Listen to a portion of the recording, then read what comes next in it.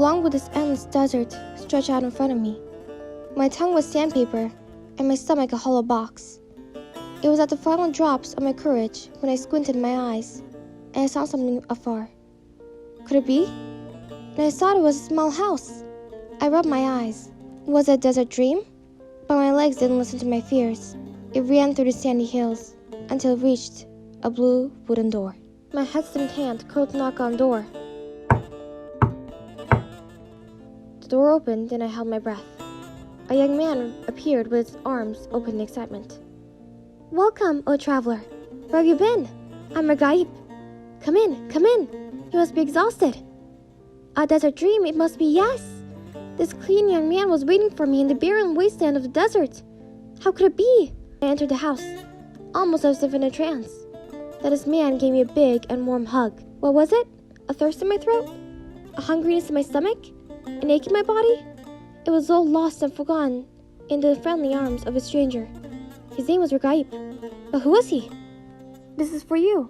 Welcome to our home. Come on in and rest." He handed me a beautiful box with a delicate bow.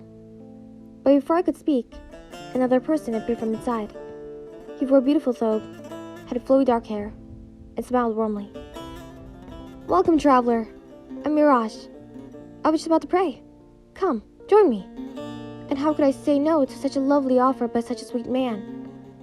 I remembered not a single ache as I stood with excitement behind him. He gave a powerful takbir and we prayed. But it was not like any prayer I had ever experienced. This was a journey, an ascension, as I felt light and spaceless. After giving our final salam, a different voice called from inside. "The tea's ready." I turned to Mirage and he motioned me towards what seemed to be the living room. "You should go. He's waiting for you." I went inside. A vibrant young man was sitting on a green couch. "Please make yourself comfortable, traveler. I'm Bara'at. Welcome to our home." He greeted me with the sweetest of smiles, and his eyes were an ocean blue that enveloped me with peace. I sat, and he reached his open palm out to me. "Can you give me a coin, please?" he asked. I was surprised, and with confusion I searched my pockets. Finding a small golden coin, I hesitantly placed it on his open palm. He took it, and next thing I knew, he pulled a full pouch from behind him and handed it to me. "To those who give me, I give back much more. Welcome to our home." All confusion and surprise instantly melted away. What a generous man, I thought. Although our interaction was interrupted by sudden booming sounds coming from another door, I quickly stood up. I looked at Bara'at in confusion. Smiling, he said, "You should go and check it out." I got closer to the door step by step. I opened the door. A man was eating breakfast on the table. "Hello, traveler. They call me Ramadan. I'm going to fast tomorrow, and I was doing sahur. Please, come, eat with me." He put food on my plate and filled me a cup of tea. Never mind my stomach, my heart was so wholesome with Ramadan. Every minute we laughed and chatted seemed to pour strength into me. We finished and cleaned our plates. Ramadan looked at me kindly. "I'm sure you're very tired by now after this long journey. We set up a room for you. Please go and rest."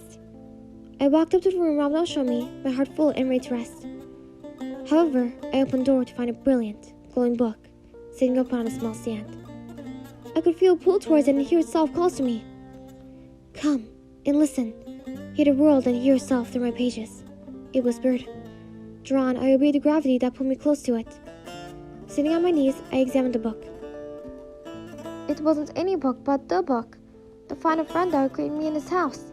The crown had never looked as magnificent as it did now.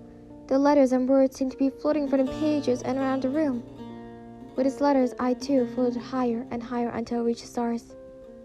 I read its eyes like secrets shaped between two close friends until the crack of dawn. And when the sun was born again from the horizon, I knew our time together was over.